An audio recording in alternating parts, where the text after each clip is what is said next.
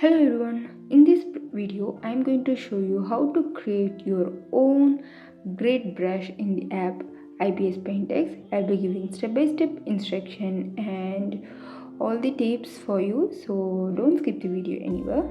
So here I'm opening any size you can open, but here I'm using 1:1 ratio canvas because the texture I'm going to create for the brush, so I'm using 1:1 ratio.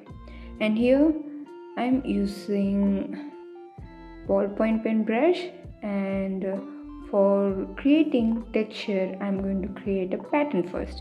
So for that I'm going to create some 3 half circle, and I want that to be at the center of the canvas, so I'm using axis grid, and here I'm just locking this grid, and this is going to be our center.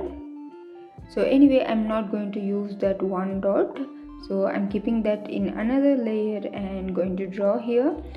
And first I'm going to create a circle and place it exactly at the center of the canvas. If you don't know where is the center, then this is the tip for you. So that's why I placed a dot at the center of the canvas using the grid, where we can easily find the center of the canvas.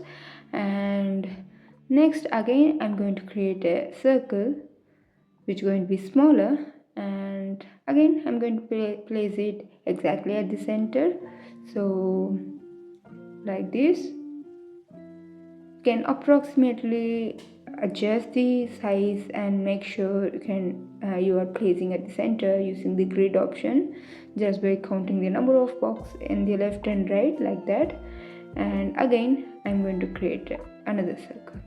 So I'm creating circles in 3 different layers to avoid any collision. Maybe if you want to change it further, you can use it easily. So I'm creating separate layers for all these circles, but for me, by luck, everything came out perfectly. So all have even size distance between each other. Now we don't need that center dot anymore, and I deleted that, and I merge all these 3 layers into a single one using the merge all option.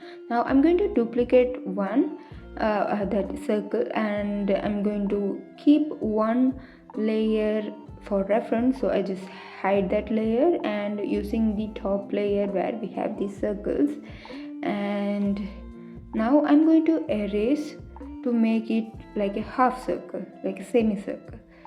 So just using erase, the ballpoint pen eraser along with the line tool.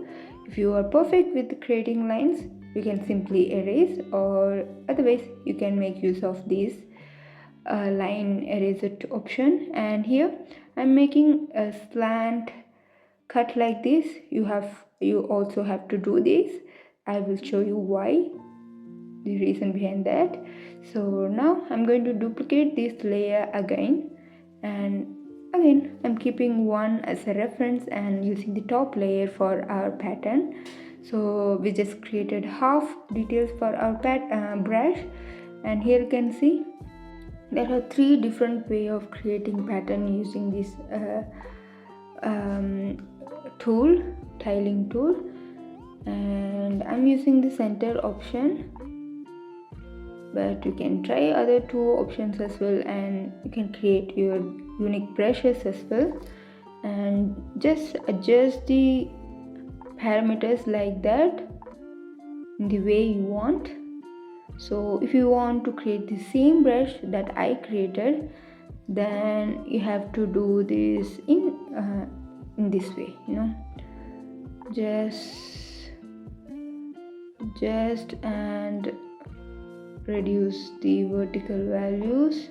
And here you can see there is a little bit thing that we have to do. Now you can see some extra lines coming out of that circle. So what I'm going to do is, again I'm going to use the symmetry ruler and erase slightly, not too much but very little, like this.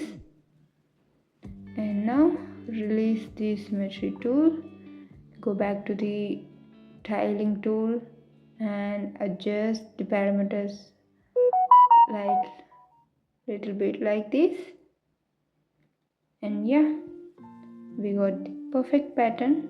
Now you can reduce the size of the original object and adjust to create a big pattern with small details like that.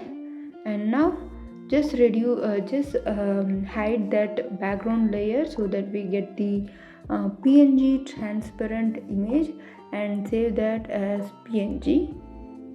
Now this is the pattern for our grid brush, so I will show you how to make that. Go to any grid brush. I am choosing this one, third one, and just copy the brush and create new brush on the same section, or you can create a new section as well. I'm creating that. I'm pasting that brush in another section. And here go to texture and go to that image, click on that. You will get the option to import image, and here is the pattern that I recently saved.